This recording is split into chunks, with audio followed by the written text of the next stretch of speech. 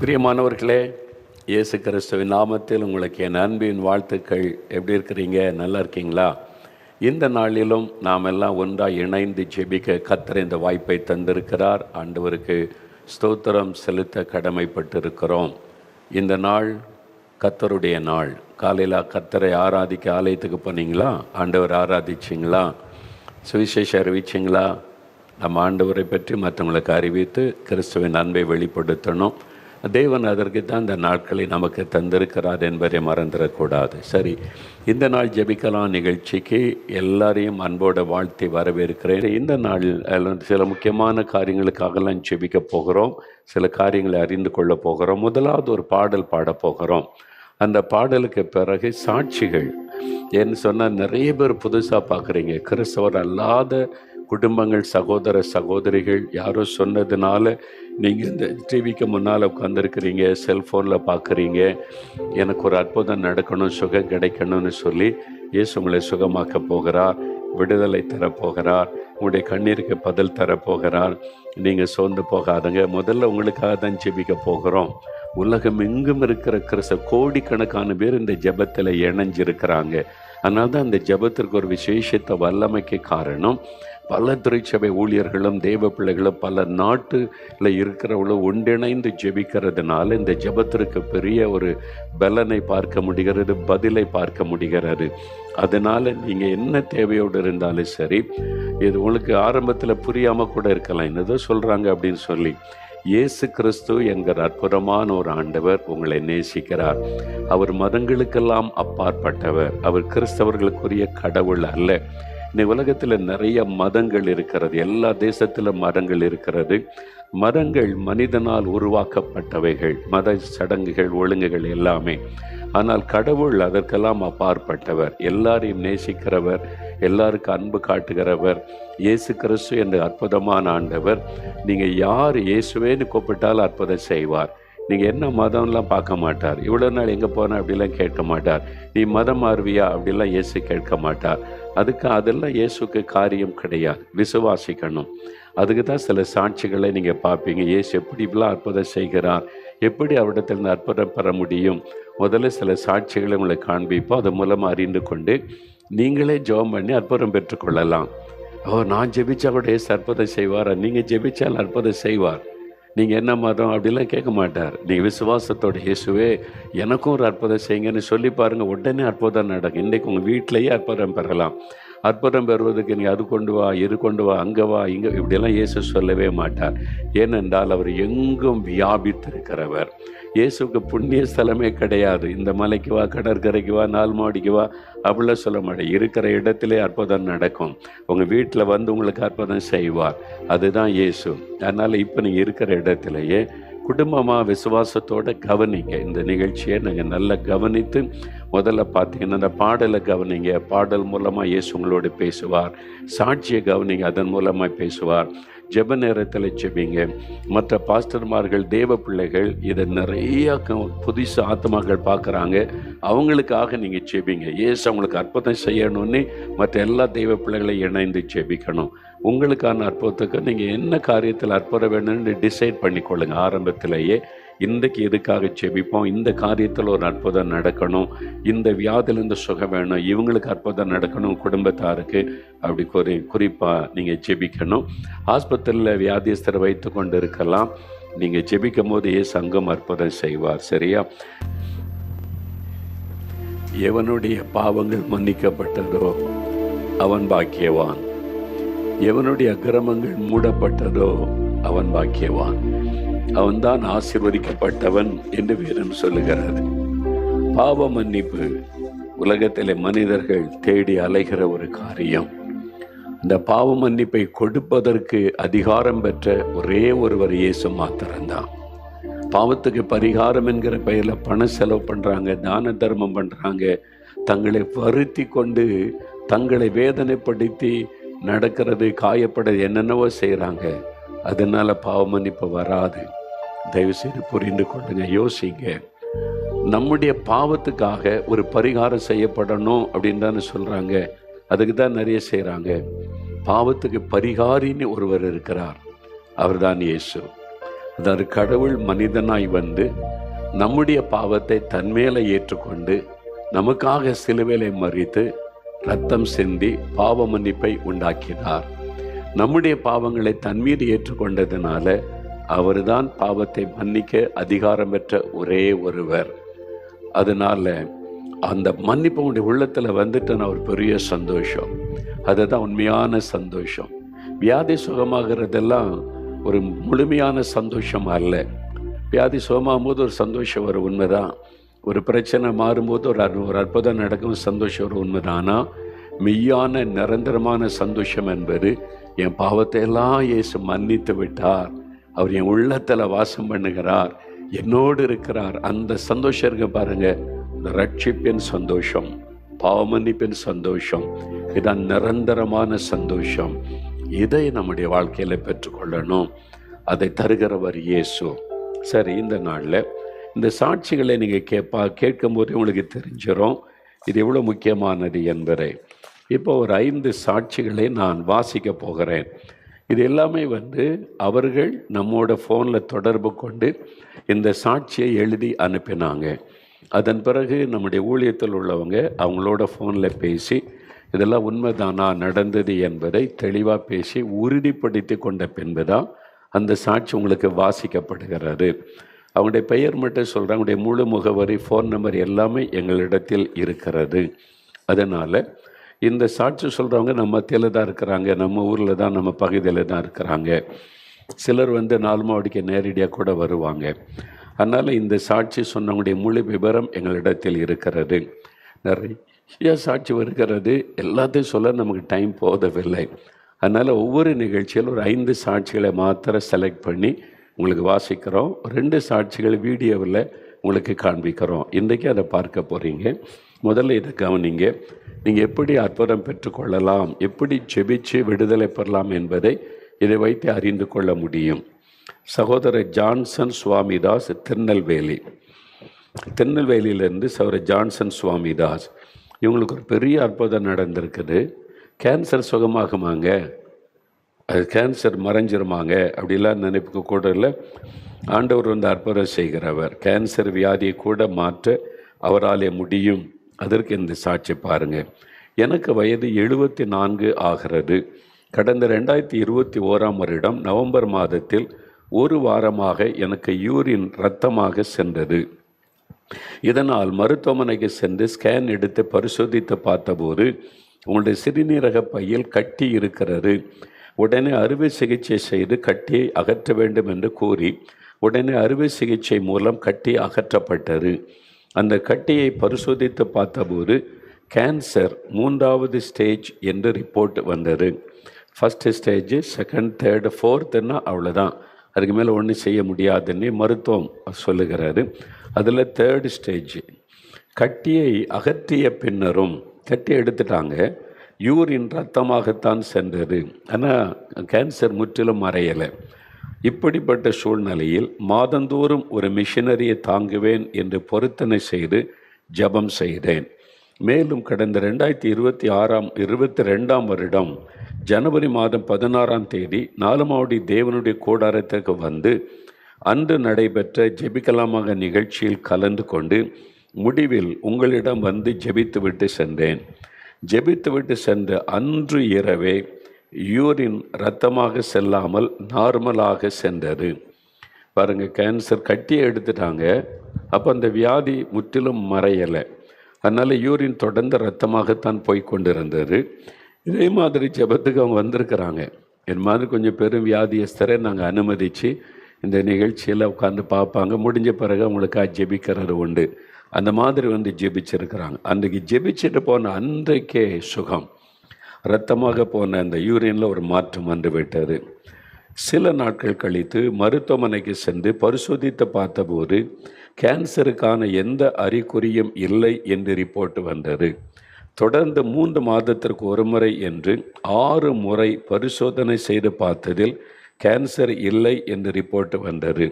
எனக்கு குணமாகி 3.5 வருடங்கள் ஆகிறது. கடந்த 3.5 வருடங்களாக நான் நல்ல சுகத்தோடு இருக்கிறேன்.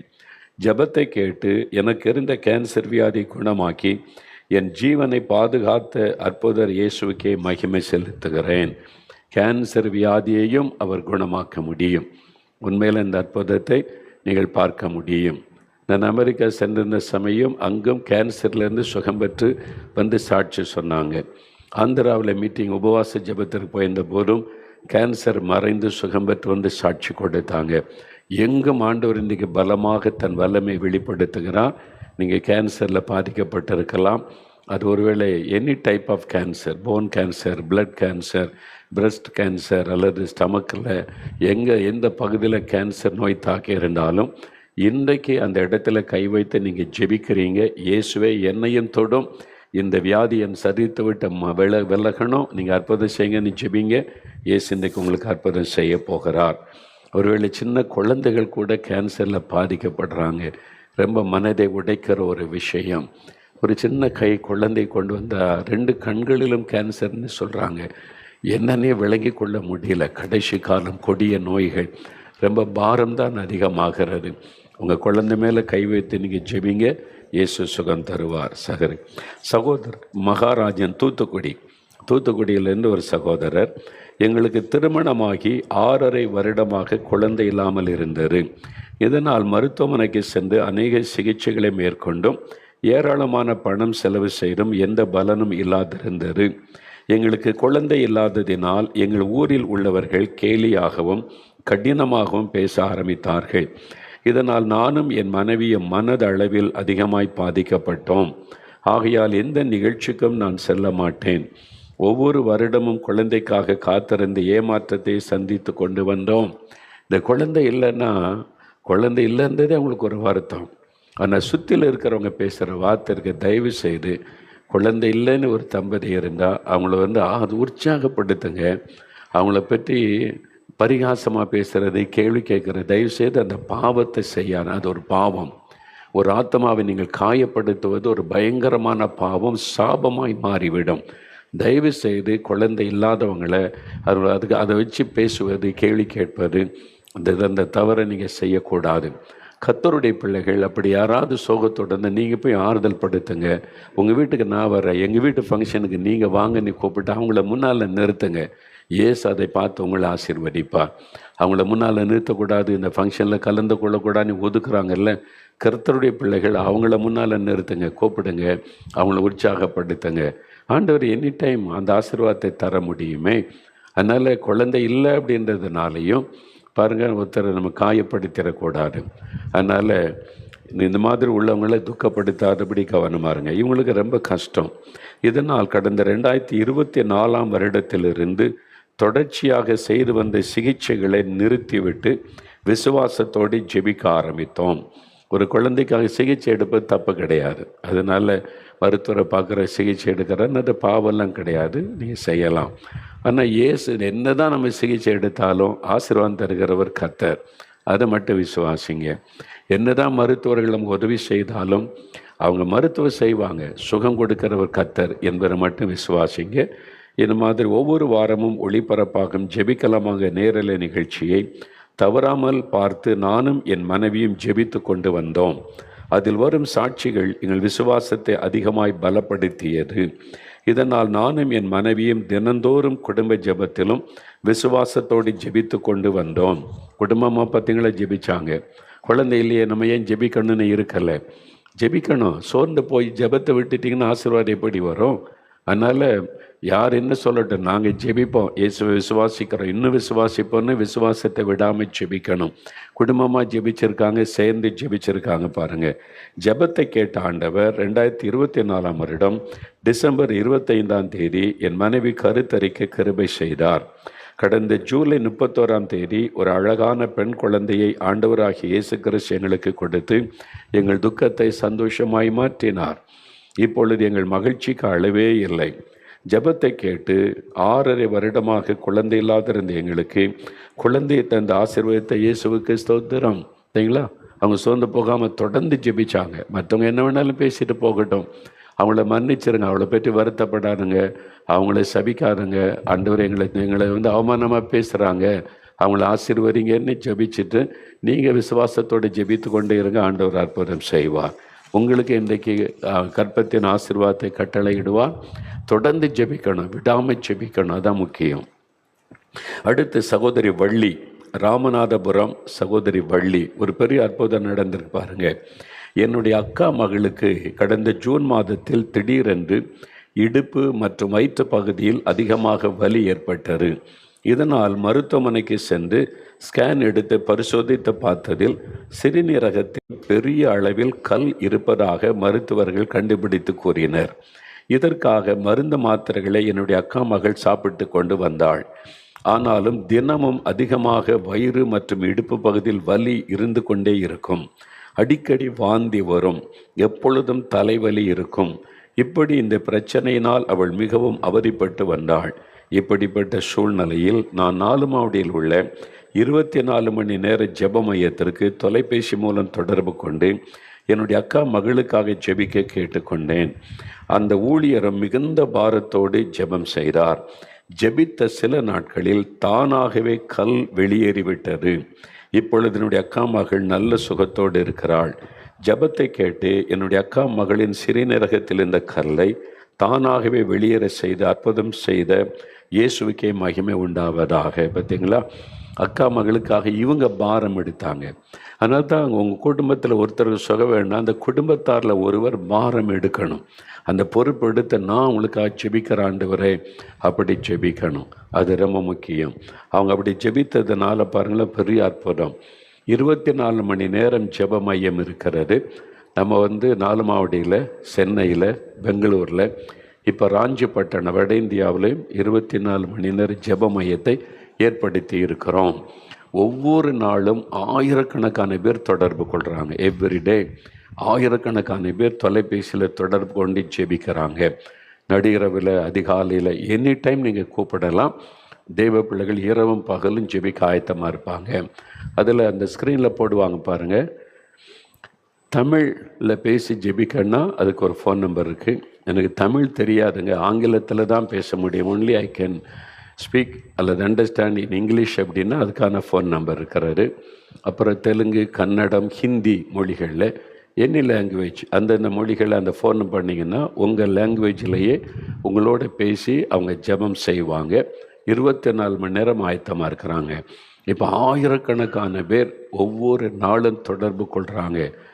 இப்போ அதை அதிகப்படுத்திக்கிட்டே இருக்கிறோம். ஏன்னா அவ்வளோ மக்கள் ரொம்ப தேவையில்ல பாரத்தில் இருக்கிறாங்க. தங்கள்கிட்ட யாராவது பேச மாட்டாங்களா, ஒரு வார்த்தை சொல்லி நமக்காக வேண்டுதல் செய்ய மாட்டாங்களான்னு. அதுக்கு தான் ஆண்டவர் இவங்களை நியமித்திருக்கிறார். இதை நீங்கள் பயன்படுத்தி கொள்ளுங்கள். இதே மாதிரி அற்புதம் உங்களுக்கும் நடக்கும். இயேசு சிறுநீரக பிரச்சனையை மாற்றுவார். கல்லெல்லாம் மாறிடும், சிறுநீரக செயல்பட ஆரம்பிச்சிடும். பயப்படாதுங்க. சரியா, நிறைய டயாலிசிஸ் பண்ணுறோம் அப்படின்னு நினைக்கிறீங்களா? மரித்து போன உறுப்பை செயல்பட வைக்கிறவர் இயேசு. ஏன் டயாலிசிஸ் பண்ண என்ன காரணம்? சிறுநீரகம் செயல்படலை, செத்துட்டு, அது ஃபங்க்ஷன் ஆகலை. அந்த செத்து போன உறுப்பை உயிர் பெற வைக்க இயேசுவால முடியும். அந்த விசுவாசத்தோட ஆண்டவரே கிட்னியை நீங்கள் தொடுங்க, நீங்கள் தொட்டால் அது உயிரடையும், செயல்படும், நான் விசுவாசிக்கிறேன்னு ஜெபிச்சு பாருங்கள். இன்றைக்கு உங்களுக்கு அற்புதம் நடக்கும். 10 வருஷத்துக்கு மேலே டயாலிசிஸ் பண்ணி கொண்டே இருந்த சகோதரன் இயேசு தொட்டு குணமாகி இப்போ டயாலிசிஸே பண்ணுவதில்லை, ஃபங்க்ஷன் பண்ணுகிறது. இந்த மாதிரி பல வருஷமாகியும் அந்த மரித்து போன சிறுநீரகத்தை உயிர்ப்பித்து அது மறுபடியும் செயல்பட வைத்த சிலரை நான் சந்தித்திருக்கிறேன். இங்கே 4 மாடிக்கு என்கிட்ட பேசியிருக்கிறாங்க. இயேசு அற்புதங்களின் தேவன். அது அற்புதம் தானே? அது அற்புதம். எது முடியாதுன்னு நினைக்கிறோமோ அதுதான் அற்புதம். அதை செய்வதுக்கு தான் கடவுள். முடியறதை செய்கிறது கடவுள். அதனால் முடியாததை முடிய செய்கிறவர் உங்களுக்கு செய்வார், பயப்படாருங்க. சரி, இப்போ ஒரு அற்புதம் பாருங்களேன். சகோதரி வாசுகி அரியலூர்லேருந்து சொல்லியிருக்கிறாங்க. சகோதரி வாசுகி, கடந்த 2010ஆம் வருடத்தில் என்னுடைய இடது காதில் பிரச்சனை ஏற்பட்டது. உடனே மருத்துவமனைக்கு சென்றேன். பரிசோதித்த மருத்துவர், உங்களுடைய காதில் ஓட்டை ஏற்பட்டிருக்கிறது, உடனே அறுவை சிகிச்சை செய்ய வேண்டும் என்று கூறினார். மருத்துவர் கூறியபடி அறுவை சிகிச்சை மூலம் காதில் இருந்த ஓட்டை சரி செய்யப்பட்டது. 10 வருடங்கள் என்னுடைய காது நன்றாக இருந்தது. 2020ஆம் வருடத்தில் மறுபடியும் என்னுடைய இடது காதில் ஓட்டை விழுந்து விட்டது. அதிலிருந்து எப்பொழுதும் நீர் வந்து கொண்டே இருக்கும். அடிக்கடி அதிகமாக அரிப்பு எடுக்கும். என்னுடைய காதில் டப் டப் என்ற சத்தம் கேட்டுக்கொண்டே இருக்கும். எப்பொழுதும் காதில் இந்த சத்தம் கேட்டுக்கிட்டே இருக்கும், இறைச்சல் இருக்கும், தண்ணீர் வடி. எவ்வளோ கஷ்டம் இல்லை? நீ யோசித்து பாருங்கள். தலைவலியும் காய்ச்சலும் தனக்கு வந்தால் தாங்க தெரியும். அந்த வியாதியினுடைய வேதனை வரும்போது தான் அவங்களுக்கு தான் அந்த பிரச்சனை தெரியும். யோசித்து பார்த்தா எவ்வளோ ஒரு கஷ்டம். இரவும் பகலும் காதில் இருந்து தண்ணீர் வடியுது, டப் டப்புன்னு சத்தம், காது தெளிவாக கேட்கலன்னா. இதனால் என்னுடைய காதில் எப்பொழுதும் பஞ்சு வைத்திருப்பேன். இப்படி என் காதில் உள்ள பிரச்சனை நிமித்தம் கடந்த 4.5 வருடமாக மிகவும் சிரமப்பட்டு வந்தேன். 4.5 years அந்த வேதனை. இப்படிப்பட்ட சூழ்நிலையில் கடந்த 2024 வருடம் செப்டம்பர் மாதம் 1ஆம் தேதி அற்புத பெருவிழா நேரலை நிகழ்ச்சி நடைபெற்ற போது, ஒவ்வொரு மாதமும் நம்ம நடத்துகிறதுல கடைசி அந்த நாள் அற்புத பெருவிழான்னு சொல்லி அப்பொழுது என்னுடைய ஜெப குறிப்புகளை அனுப்பியிருந்தேன்.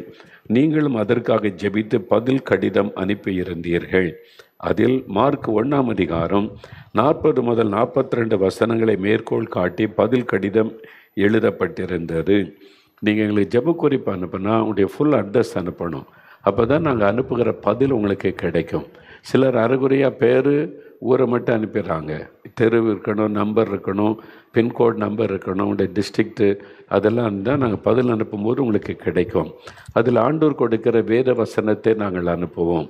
அந்த வசனத்தை பாருங்கள், அவங்க என்ன சொல்கிறாங்க. நான் தினமும் அந்த வசனங்களை வாசித்து விசுவாசத்தோடு ஜெபித்து கொண்டு வந்தேன். அந்த கடிதத்தில் எழுதப்பட்ட வசனத்தை தினந்தோறும் வாசித்து அந்த வசனத்தை சொல்லி ஜெபித்து கொண்டு வந்தாங்களாம். சில நாட்களுக்குள் என்னுடைய வலது காதிலிருந்து நீர் வடிவதும் அரிப்பு எடுப்பதும் சத்தம் வருவதும் முற்றிலுமாய் நின்று விட்டது.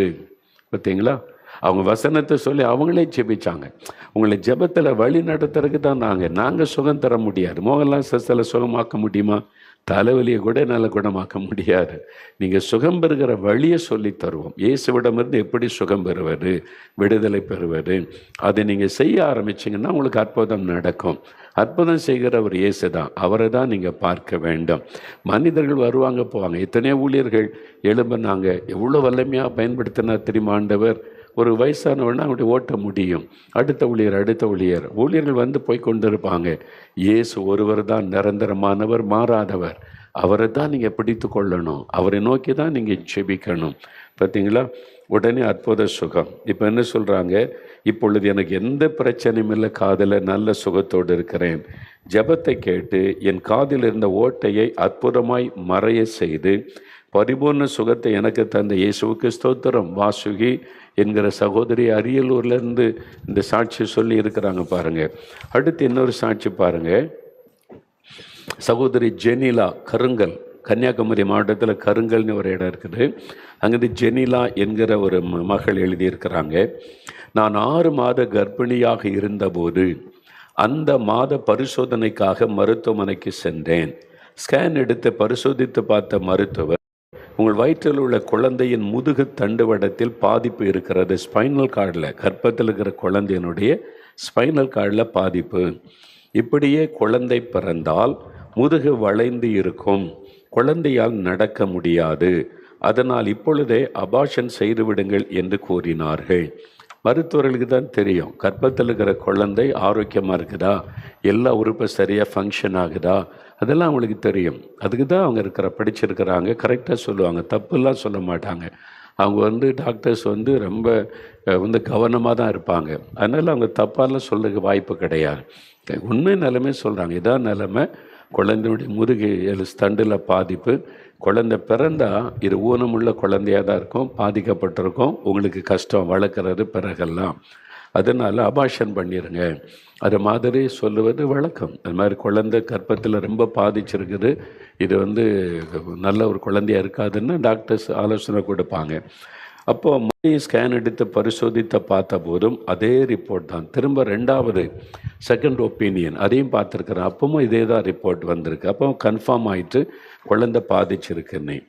என்ன செய்வதுன்னு தெரியாமல் இருந்த சூழ்நிலையில் கடந்த 2023 வருடம் ஆகஸ்ட் மாதத்தில் ஒரு நாள் நாலுமாவுடைய தேவனுடைய கூடாரத்தில் நடைபெற்ற அற்புத விடுதலை பிரார்த்தனை ஜெபத்தில் கலந்து கொண்டோம். ஒவ்வொரு வியாழக்கிழமையும் இங்கே அற்புத பிரார்த்தனை நடக்கும். காலை 11 மணிலேருந்து 2 மணி வரை 4000-5000 பேர் ஒவ்வொரு வாரமும் வர்றாங்க. அவங்களுக்காக ஜெபிக்கப்படுகிறது. அந்த ஜெபத்துக்கு வந்திருக்கிறாங்க.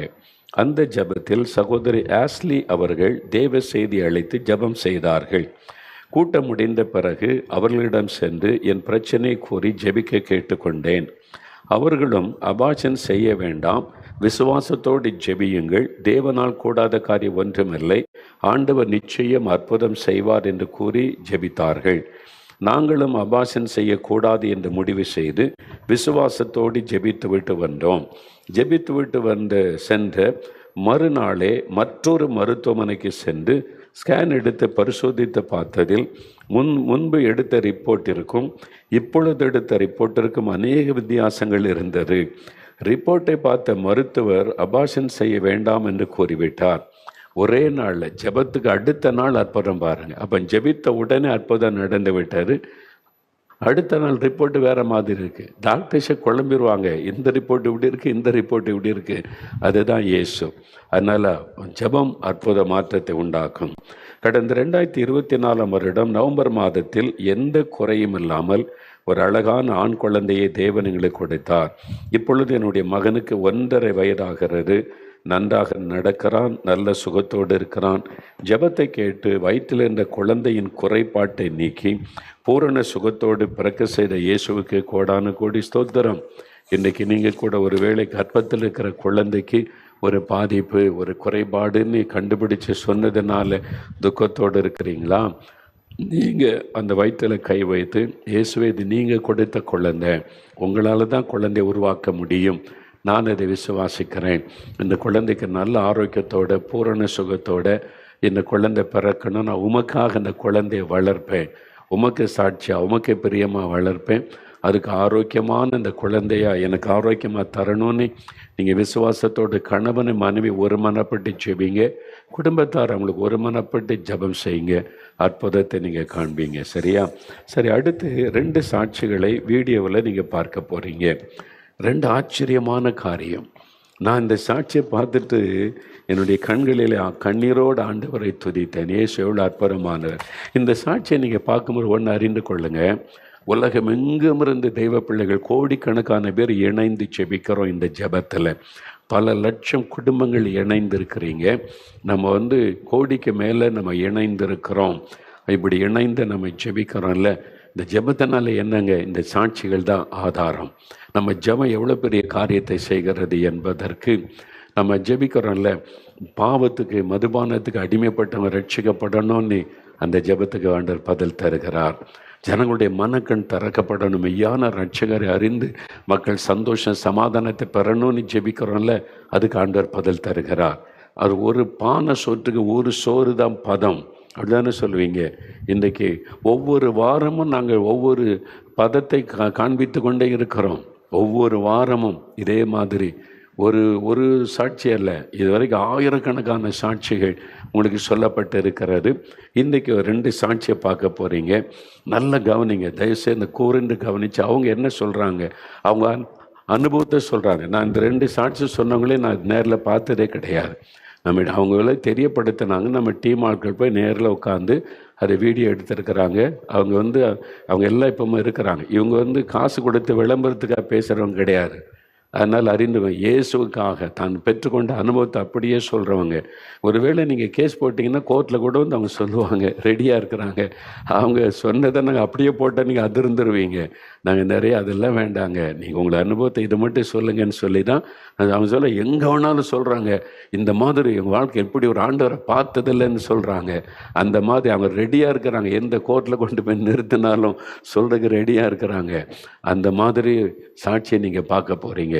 எதுக்கு சொல்கிறேன்னா, உறுதி. இது சும்மா இல்லை, அவங்க திட்டமாக அனுபவித்ததை அனுபவத்தோடு சொல்கிறாங்க. அது அவங்களுடைய எக்ஸ்பீரியன்ஸை சொல்கிறாங்க. அதனால் அவங்க சொல்கிறத நீங்கள் கேளுங்க. அதன் பிறகு நம்ம ஜெபிக்க போகிறோம். ரொம்ப முக்கியம், தவறாமல் கவனமாக பாருங்கள் இந்த 2 சாட்சிகள். முதலாவது, திசையின் விலையிலிருந்து சகோதரர் சிவகுமார் என்கிற அருமையான ஐயா. அவங்க திசையின் விலையிலிருந்து 20 வருடமாக அவங்களுக்கு இருந்ததுலேருந்து ஒரு விடுதலை பெற்றுக்கொண்டாங்க. ஒரு பக்கம் ரொம்ப பக்தி, இன்னொரு பக்கத்திலும் பாவம், மதுபானம் பாவம். இன்றைக்கி இதுதான் நிறைய மனிதர்கள் பக்தின்னு சொல்கிறாங்க. உண்மைதான், பக்தியாக இருக்கணும் தான். அந்த பக்தினால் உங்களுக்கு என்ன நன்மை கிடைத்தது? யார் மேலே பக்தியாக இருக்கிறீங்க? எதன் மேலே பக்தியாக இருக்கிறீங்க? தவறான நம்பிக்கையில் பக்தியாக இருக்கிறதுனால பிரயோஜனம் இருக்காது. புரிந்து கொள்ளுங்க. இந்த ஐயா சாட்சி சொல்லும்போது என்ன நினச்சி பார்க்குறேன். நான் சின்ன பையனாக இருக்கிற காலத்தில் எங்கள் வீட்டில் கோயில் வீடுன்னு சொல்லுவேன். சாமி வீடு அல்லது கோயில் வீடு, குத்து விளக்கு படங்கள் இருக்கும். தினம் காலையில் குளித்து சுத்த பத்தமாக தான் போனேன் அந்த ரூமுக்குள்ளே சாமி கும்பிடுவது. எப்படிலாம் சாமி கும்பிட்டு என்னுடைய பாட்டி சொல்லி கொடுத்தாங்க. சாஷ்டாங்கமாக விழுந்து வணங்கணும், தோப்புக்கரணம் போடணும், இதெல்லாம் சொல்லி கொடுத்தாங்க. தோப்புக்கரணம் போட்டால் தான் பாவ அறிக்கை பண்ணுவது. இந்துக்கள் தோப்புக்கரணம் போடுவாங்கள்ல, அது பாவ அறிக்கை செய்கையில் செய்வது. இதெல்லாம் செய்ததுதான். ரொம்ப பக்தியாக இருந்தேன். ஆனால் ஒரு பக்கம் பாவ சுபாவம், கோபம், எரிச்சல், சண்டை. அப்போது பக்தியாக இருக்கிற பாவம் இருந்துக்கிட்டே இருக்குது. இன்றைக்கி நிறைய பேர் அரசியல்வாதி பாருங்களேன், ரொம்ப பக்தியாக போய் ட்ரெஸ் எல்லாம் கழட்டிட்டு பக்தியாக சாமி கும்பிடுவான். கோடிக்கணக்காக ஊழல், ஏமாத்துறது, சுருட்டுறது தப்பாகவே தெரிகிறது இல்லை. அப்போ பக்திக்கும் பரிசுத்தத்திற்கும் கனெக்ஷனே இல்லாமல் இருக்கிறாரு. அது மதம். ஆனால் இயேசு என்கிற ரட்சகர்கிட்ட வந்தால் முதல்ல பாவத்தை விட்டு மனம் திரும்ப சொல்லுவார். அந்த ஐயா பாருங்களேன், யார் சொன்னது? அவங்களே கூட்டத்துக்கு வந்தாங்க. அப்போ ஆண்டவர் உணர்த்துக்கிறார், நீ பாவத்தை விட்டு மனம் திரும்பி மகனே, நான் என்ன பாவம் செய்தால் மன்னிச்சிருங்க ஆண்டவரே, மன்னிச்சு என் மகளுக்கு சுகம் கொடுங்க. பார்த்தீங்களா, இதுதான் மெய்யான கடவுளுக்கும் பொய்யானதுக்குள்ள வித்தியாசம். நீங்கள் கொஞ்சம் யோசிங்க. அப்போ அவர் பாவத்தை விட்டு நான் யாருமே சொன்னாங்களா நீ குடிய வீடு அப்புறம் அவங்க மகளுக்கு சுகம் கிடைக்குன்னு நீ பாவின்னு யாரும் குற்றப்படுத்தினாங்களா? சொல்ல கிறிஸ்தவங்களாம் பாவின்னு எல்லாரும் சொல்கிறீங்க.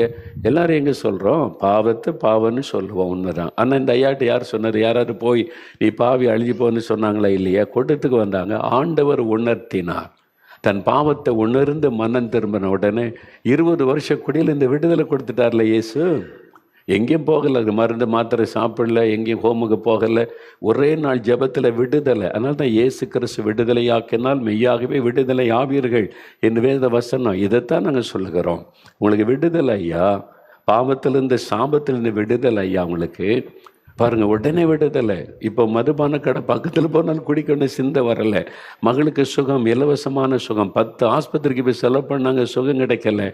இந்த ஐயா மனம் திரும்பி என்ன பாவம் செய்தாலும் மன்னிச்சு என் மகளுக்கு சுகம் கொடுங்கன்னாங்க. உடனே ஆண்டவர் மகளுக்கு சுகம் கொடுத்துட்டார்ல. இப்போ பாருங்கள், 1 வருஷத்துக்கு மேலே ஆகுது. எவ்வளோ நல்லா இருக்கிறாங்க சந்தோஷமாக. தவறான நம்பிக்கை. நிறைய பேர் மோதிரம் போடுறது, கயிறு கட்டுறது, தகடு வைக்கிறது, தாயத்து வைக்கிறது. தயவுசெய்து புரிந்து கொள்ளுங்க, இதுக்கும் கடவுளுக்கு ஏதாவது சம்மந்தம் இருக்குதான்னு யோசிங்க. நீங்கள் கயிறு காசு கொடுத்து தான் வாங்கி கட்டுறீங்க. மந்திரிக்கப்பட்ட மோதிரம் காசு கொடுத்து தான் வாங்கி போடுறீங்க. தகடு வச்சுக்கிடுங்க, காசு கொடுத்து 1000 செலவு பண்ணி தான் காசு கொடுத்து உங்களுக்கு விலை கொடுத்து வாங்கி நீங்கள் ஒரு காரியம் செய்தீங்கன்னா கடவுள் அப்படி செய்வாரா? கடவுள் என்கிறவர் நம்மை தகப்பன், நம்மை பிள்ளைகளைப் போல நேசிக்க வேண்டியவர். பிள்ளைகிட்ட காசு கொடு, நான் உன்னை காப்பாற்றுறேன்னு சொல்லுவாரா? இலவசங்க. ஒரு கயிறை வச்சு உங்களுக்கு தீமை வராதுன்னா அப்போ கடவுள் எதுக்கு? தயவுசெய்து புரிந்து கொள்ளுங்க. நான் ஏதோ யாரையும் குறை சொல்கிறேன்னு நினைக்க, நீங்கள் யோசிங்க. ஏன்னா இந்த மாதிரி தவறான நம்பிக்கைனால நிறைய பேர் பாதிப்புக்குள்ளாவே இருக்கிறாங்க, வேதனைக்குள்ளாவே இருக்கிறாங்க. அதனால தான் உங்களோட பேசுகிறேன். அதனால் பாருங்கள், அவருக்கு விடுதலை பாருங்கள். இன்னைக்கு எவ்வளோ சந்தோஷமாக சொல்கிறாங்க, குடும்பமாக மகிழ்ச்சியாக இருக்கிறாங்கல்ல. கிறிஸ்தவங்களுக்கு ஒரு பாடம். இன்றைக்கி ரட்சிக்கப்பட்டு 1 வருஷம் ஆகுது. அதிகாலை 4 மணிலிருந்து 5:30 மணி 1.5 மணி நேரம் முழங்கால் நின்று ஜெபிக்கிறாங்க. தேசத்துக்காக ஜெபிக்கிறாங்க. சிவகுமார் ஐயா ஜெபிக்கிறாங்க. ஐயா டேவிட் என்ன பண்ணுறீங்க? தாமஸ் என்ன பண்ணுறீங்க? பேர் மட்டும் கிறிஸ்தவ பேர் ஸ்டீஃபன்னி வச்சுருக்கிறீங்க. எவ்வளோ நேரம் ஜெபிக்கிறீங்க?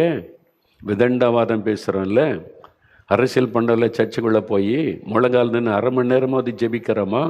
ஜெபிக்காதனால தான் நீங்கள் அரசியல் பண்ணிக்கிட்டு நீங்கள் ஆண்டவர் நாம தூஷிக்கப்படுற மாதிரி நடக்கிறோம். உங்கள் வீடுகளில் எவ்வளோ நேரம் ஜெபிக்கிறீங்க? நீங்கள் யோசிங்க. இந்த சிவகுமார் ஐயா ரட்சிக்கப்பட்டு 1 வருஷம் ஆகுது. அதிகாலையில் எழுப்பி 1.5 மணி நேரம் தவறாமல் தேசத்துக்காக ஜெபிக்கிறாங்க. அவங்க பரலோகத்துக்கு போவாங்களா? சர்ச்சில் போய் காணிக்கை கொடுத்த ரிஜிஸ்டரில் பேர் இருக்குது, கல்றையில் இடம் கிடைக்குன்னு சொல்லிட்டு ஜெபமே பண்ணாமல் பைபிளும் வாசிக்காமல் சும்மா அலைகிற நீங்கள் பரலோகத்துக்கு போவீங்களா? அப்போ 2 பேரும் போய் கர்த்தருக்கு முன்னால் நின்னா யாருக்கு இடம் கொடுப்பார் ஆண்டவர்? மனம் திரும்பிடுங்க கிறிஸ்தவங்க.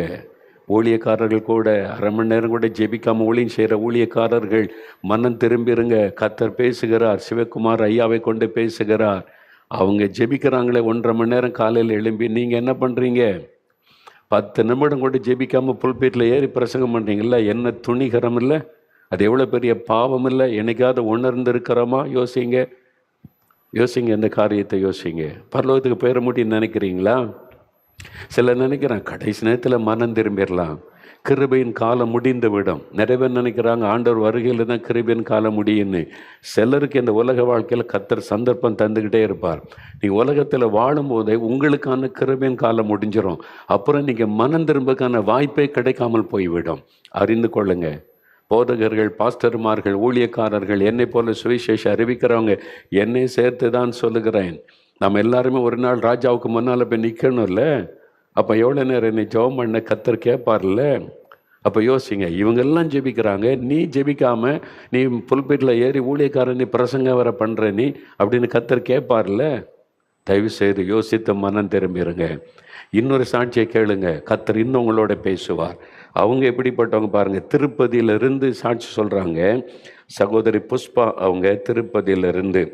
அவங்க சாட்சியை கேளுங்களேன். அவங்களுக்கு என்ன அற்புதம் நடந்தது நல்ல கவனிங்க. இந்த ஐயாவுக்கு பாவத்திலேருந்து விடுதலை, மகளுக்கு வியாதியிலேருந்து சுகம். இப்போ சாட்சி சொல்ல போகிறாங்களே, அவங்களுக்கு என்ன நடந்ததுன்னு. அந்த மேலே ஆண்டவர் என்ன பேசுன்னு நினைக்கிறீங்க? இவ்வளோ கேட்ட பிறகும் நான் இப்படி தான் இருப்பேன்னு நிர்விசாரத்தில் இருந்தீங்கன்னா தண்டனைக்கு எப்படி தப்பித்து கொள்ள முடியும்? இவங்களுக்கெல்லாம் யார் போய் இவங்கள மதம் மாற்றினாங்க? யார் இவங்கள்ட்ட போய் மதத்தை பற்றி பேசினாங்க? அவங்க எவ்வளோ பக்தி உள்ளவங்க. ஒரு நாளைக்கு 6 மணி நேரம் பூஜை செய்கிறவங்க. அவ்வளோ பக்தி உள்ளவங்களை ஒரு ஆள் போய் மாற்றிட முடியுமா? நிம்மதி இல்லைங்க, சமாதானம் இல்லைங்க. பக்தி இருந்துச்சுங்க. இது மாதிரி நான் ஆயிரக்கணக்கான பேரை பார்க்குறேன். என் வாழ்க்கையில் நடந்தது, நிறைய பேருடைய லைஃப்பில் நடக்கிறாரு. சமாதானம் இருக்குதா? நிம்மதி இருக்குதா? பக்தி இருக்குதுன்னு சொல்கிறீங்க, ஓகே. அந்த பக்தினால் உங்களுக்கு என்ன கிடைச்சிது? பக்தி சமாதானம் கிடைச்சதா? நிம்மதி கிடைச்சதா? யோசித்து பாருங்கள். இவங்களுக்கு வேறு புஸ்தகம் யாரோ கொடுத்துருக்காங்க, ஒரு புதிய ஏற்பாடு, அதுதான் நாங்கள் கொடுக்குறோம். அந்த வசனம் உங்களுடைய வாழ்க்கையில் மாற்றத்தை உண்டாக்கும். உங்களுக்கு இந்த புஸ்தகம் வேணும்னா இலவசமாக நாங்கள் அனுப்பி வைப்போம். அதில் இயேசுடைய வாழ்க்கை அவங்க சொன்னாங்களே, மத்தேயு, மார்க்கு, லூக்கா, யோவான். ஆரம்பத்தில் எனக்கு ஒன்றும் புரியல. ஏன்னா அதில் அந்த குடும்ப வரலாறு இருக்கும், யவனி இந்த ஃபேமிலி, அந்த ஜீனியாலஜி இருக்கும், அந்த சந்ததியுடைய வரலாறு இருக்கும். ஒரு 16 வசனத்துக்கு அப்புறம் தான் இயேசுடைய பிறப்பை பற்றி வரும். அதனால் முதல்ல புரியலாம். ஆனால் விடாமல் வாசித்துருக்குறாங்க பாருங்கள். மத்தேயு, மார்க்கு, லூக்கா, யோவான். காலையில் ஆரம்பித்தா ராத்திரி வரைக்கும் அவங்கள வைக்கல. அன்னைக்கு சமாதானம். ஆனால் நம்முடைய வேதத்தை நேசிக்கிறவளுக்கு மிகுந்த சமாதானம் உண்டு. வசனம் உங்களுக்குள்ள சமாதானத்தை கொண்டு வரும். பார்த்தீங்களா? அவங்க ஒரு கிறிஸ்தவ அறியாத குடும்பம் தான், பக்தி உள்ளவங்க தான். அவங்களுக்கு இயேசு சமாதானம் அருளினார் பாருங்கள். அவர் கணவருக்கு சொல்லி அவரும் பாருங்கள் புரிந்து கொண்டு பைபிள் வாசிக்க ஆரம்பித்து இயேசுவை ஏற்றுக்கொண்டாங்க. அவருடைய வார்த்தைக்கு கீழ்ப்படிந்தாங்க. வேண்டாததெல்லாம் அப்புறப்படுத்தினாங்க. இயேசு மட்டும் போதுன்னு பிடித்து கொண்டாங்க. ஒரே விசுவாசம். இப்போ பாருங்கள் என்ன சொல்கிறாங்க. அவங்க காலையில் 4 மணிலேருந்து 6 மணி வரை ஜெபிக்கிறாங்க. ஐயா, பரம்பரை கிறிஸ்தவங்களே, தயவுசெய்து இன்றைக்கு உணர்வடையுங்க. எப்போ எவ்வளோ நேரம் ஜெபிக்கிறீங்க தினமும்? தேசத்துக்கு அந்த பாருங்கள், அந்த ஐயா பேப்பர்லாம் வாசித்து தேசத்தில் நடக்கிறதெல்லாம் சொல்லி ஒரு கணவர் மனைவியும் ஜெபிக்கிறாங்கங்க. முந்தினோர் பிந்தினோராயும் பிந்தினோர் முந்தினோராயும் ஆனார்கள் என்று வேதத்தில் இயேசு சொன்னபடி நடந்து கொண்டு இருக்கிறாரு. நீங்கள் கிறிஸ்தவங்க சண்டை போட்டுக்கிட்டே இருங்கப்பா, நான் இவங்களெல்லாம் எழுப்பி நான் லட்சங்களை ஆயத்தப்படுத்தி பலத்து கொண்டு போகிறேன்னு கர்த்தர் கிரியை செய்ய ஆரம்பிச்சிட்டாரு.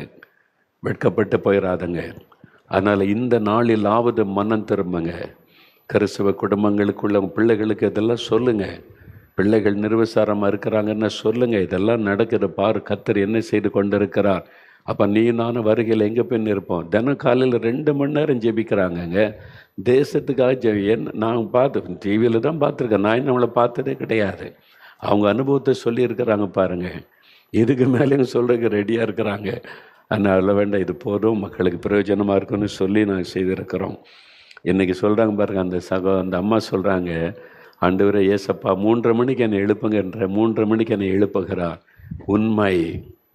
நீங்கள் எத்தனை மணிக்கு எழுப்ப சொல்கிறீங்க ஆண்டவர்கிட்ட? யோசிங்க. ஊழியக்காரர்கள், மொழி நேர ஊழியக்காரர்கள் தயவு செய்து இந்த நாளிலாவது மனம் திரும்பி ஒப்பு கொடுங்க, நிர்விசாரத்தை விட்டு விலகுங்க. இன்னும் ஜெபிக்காதபடி ஜபம் தேவையில்லை, அது தேவையில்லை, விதண்டவாதம் பேசி சாபத்தை தேடிக்கொண்டு நரகத்தின் அக்கனுக்குள்ளே போயிடாதங்க. இவங்க சாட்சி சொல்லுவாங்க என்னென்னு. அப்போ இன்றைக்கி ரட்சிக்கப்பட்டு வராங்களே, இவங்க அனுபவம் என்ன ஆண்டு கொண்டு நிறுத்துவார்ல. நீ என்ன ஜெபிக்க தேவையில்லை, நீ பிரசங்கம் பண்ணிக்கிட்டு அலைகிற. இங்கே பாரு, அதிகாலை 3:30 மணிக்கு யார் எழுப்புறா அவங்கள?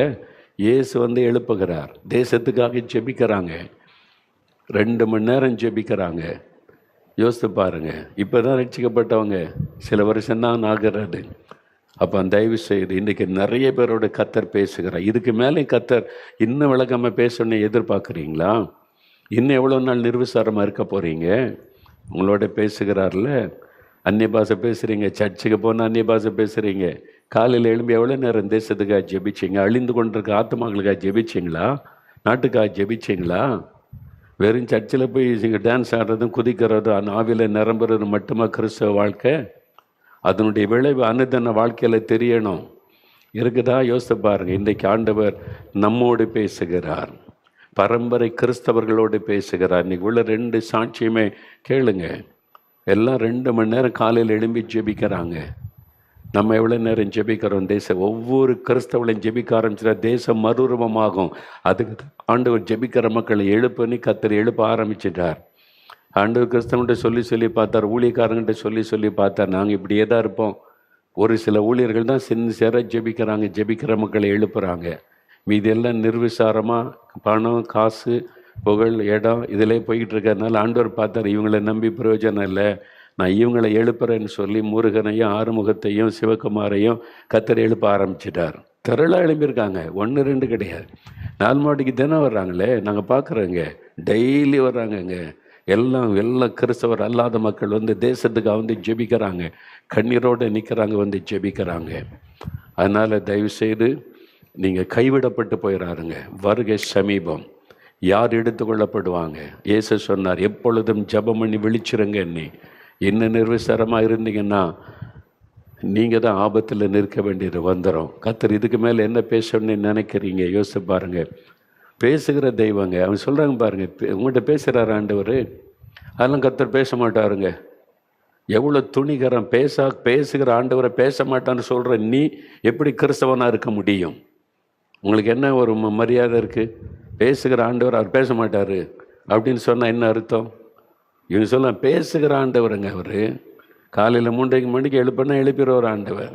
முத்தப்பாண்டி சகோதரர் சொல்கிற, சென்னையில் இருந்த பிஸ்னஸ்மேன், இந்துவாக இருந்த சகோதரர் தான். 2:50 ஆண்டவர் எழுப்புன்னு 2:50 கரெக்டாக எழுப்புகிறார். 3 மணிலேருந்து 6 மணி வரைக்கும் ஜெபிக்கிறார். 2 வருஷமாக ஜெபிச்சுக்கிட்டு இருக்கிறாரு. அவங்கெல்லாம் இயேசுவை ருசித்தவங்க. நீங்கள் சும்மா விதண்டவாதம் பேசிக்கொண்டு இன்றைக்கு மற்றவங்களை கிண்டல் அடித்து பரிகாசம் பண்ணி பணம் சம்பாதித்து கொண்டு நியாயத்தீர்ப்புக்கு தப்ப முடியாது தம்பி. இன்றைக்கி உட்காந்து ஜாலியாக கிண்டல் பண்ணலாம், பேசலாம். பரிகாசக்காரர்கள் கடைசி காலத்தில் தோன்றுவார்கள் என்ற வார்த்தையின்படி நீ பரிகாசக்காரனா மாறிட்ட.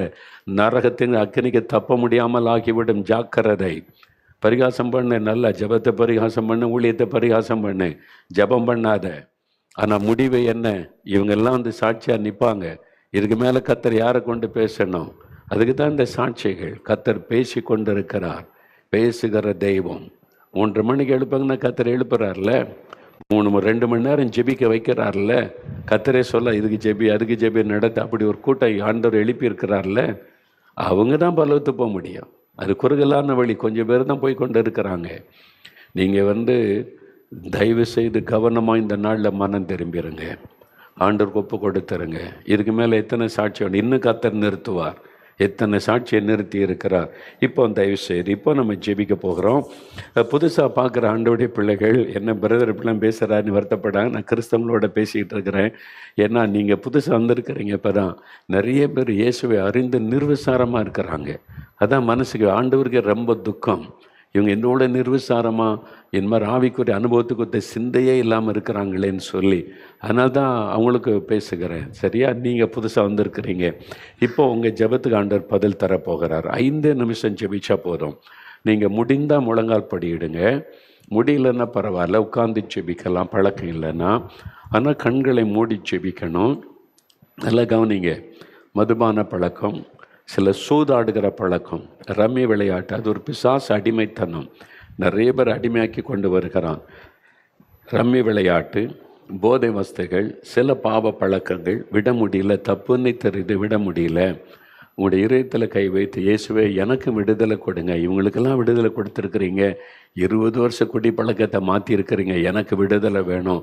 இயேசுவே விடுதலை தாங்க, இயேசு அப்படின்னு சொல்லணும். நீங்கள் எனக்காக சிலுவையில் மரித்ததை நான் விசுவாசிக்கிறேன்.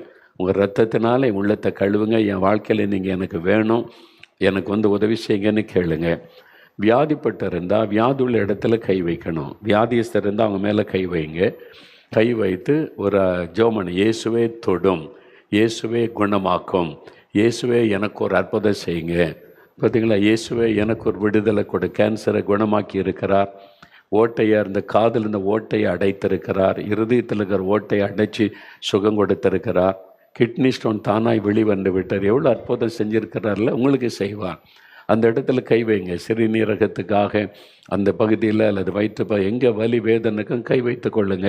இயேசுவே என்னை தொடும், என்னை குணம். அவங்களுடைய நரம்புகள், எலும்புகள், குழந்தைகள் மேலே கை வைத்து கொள்ளுங்க. கற்பத்தின் கனிவுனா கணவன் மனைவி கை கோத்து கொண்டு ஒரு மனமாக ஜெபிங்க. ஒருவேளை யாரும் ஒருத்தர் பக்கத்தில் இல்லைன்னா நீங்கள் கருத்தாக ஜெபம் செய்யுங்க.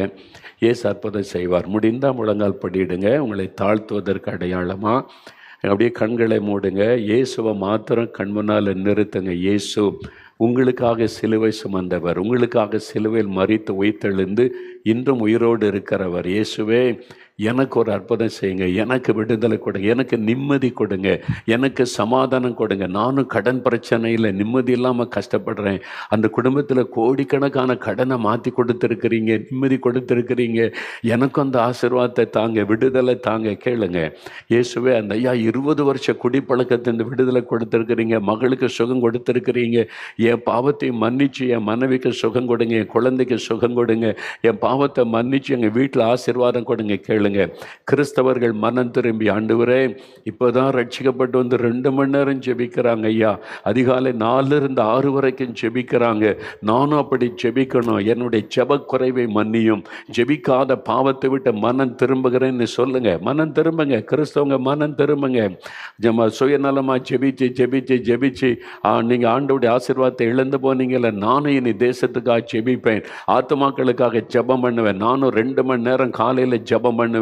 எனக்கு கிருபை தாங்க, உதவி செய்யுங்கன்னு கேளுங்க. இப்போ வந்திருக்கிறவங்க சிவகுமார் ஐயா ஜெபிக்கிறாங்க, புஷ்பாமா கணவன் மனைவி காலையில் எழும்பி 2 மணி நேரம் தேசத்துக்காக ஜெபிக்கிறாங்களே.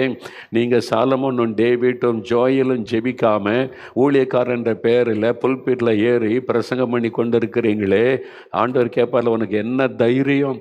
10 நிமிடம் கூட ஜெபிக்காமல் புல்பீட்டில் ஏறி பிரசங்கம் பண்ணியான்னு கேட்பார்ல ஆண்டவர். கொஞ்சம் மனம் திரும்பிடுறீங்களா? ஒப்பு கொடுக்குறீங்களா? ஆண்டவரே தப்பு தான், என்னை மன்னியும், எனக்கு அந்த ஜெபாவியை தாரும், நானும் நிர்விசாரத்தை விட்டு மனம் திரும்புகிறேன்னு சொல்லுங்கள். இதுக்கு மேலேயும் கர்த்தர் உங்களோட பேசுவார்னு எதிர்பார்க்காதங்க. ஒருவேளை இது கடைசி தருணமாக இருக்கலாம். இப்பவும் இருதயத்தை கடினப்படுத்தினா சகாயமின்றி சடுதியிலே நாசம் ஆவீர்கள் என்ற வேத வசனம் நிறைவேறிவிடும். அதனால் ஆண்டவரிடத்தில் ஒப்பு கொடுத்துருங்க. Thank you Jesus. இப்போ ஜெபிங்க. ஐயா ஜெபம் பண்ணுங்க, அம்மா ஜெபம் பண்ணுங்க. இயேசுவே என்னை தொடும், என்னை குணமாக்கும் அப்படின்னு சொல்லி ஜெபம் பண்ணுங்க. Thank you Lord. குணசீலி என்கிற ஒரு மகள், நீங்கள் ஜெபிக்கிறீங்க. இயேசுவே என்னுடைய சிறுநீரகத்தின் அந்த பிரச்சனை, வலி வேதனை தாங்க முடியல, என் சிறுநீரகம் வீங்கிருக்குன்னு சொல்கிறாங்க, எனக்கு சுகமாக்குங்கன்னு ஜெபிக்கிறீங்க. இயேசு உங்களை தொட்டு குணமாக்குகிறார். குணசீலி, சுகத்தை பெற்றுக்கொள்கிறீங்க. இயேசுவே ஸ்தோத்திரம்னு சொல்லுங்கள். இயேசு இயேசு இயேசு அந்த பேரை சொல்லுங்கள். அற்புதம் நடக்க ஆரம்பித்து விட்டது. நிறைய பேர் ஆண்டவர் தொடுவதை என்னால் பார்க்க முடிகிறது.